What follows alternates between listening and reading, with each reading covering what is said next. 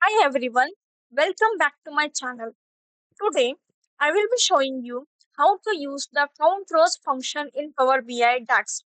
It is a simple but powerful way to count the number of rows in a table or in a filtered table, perfect for counting transactions, orders, or any records in your dataset. The COUNTROWS function returns the number of rows in a table. The syntax is a straightforward count rows of a table name. You can also use count rows with the filter expressions to count only specific rows. I have a sample sales table with columns, sales amount, customer ID, and the region and order date. So total orders is equal to count rows of sales.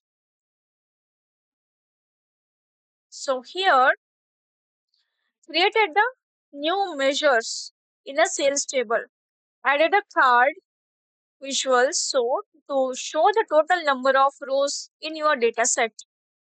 So it is showing total orders is equal to 10, and here it is showing count 11. 11 minus 1 it is 10 because the first row shows the header. You can use the count rows with calculate to get filtered result.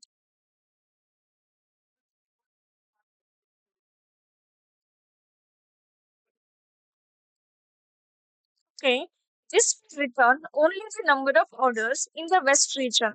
Here you can see calculate count rows of sales. This is a table where region is equal to west. If we look at the Excel, count of rows where region is equal to west. How many west regions are there here? One, two, three, four. So it should return 4. The value it is showing in the Power BI is 4. So it is matching. Next is some common mistake. You know what it is count rows works with tables. Okay, not columns. If you try to use it on a single column without wrapping it in a table function, it will cause an error. If you need to count distinct values, use distinct count instead. Okay. Next is you can combine the count rows with filter for more complex conditions. This counts only the orders where sales amount is greater than 300. What we have written here is calculate count rows of filter sales amount greater than 300. Here, which one is greater than 300 here?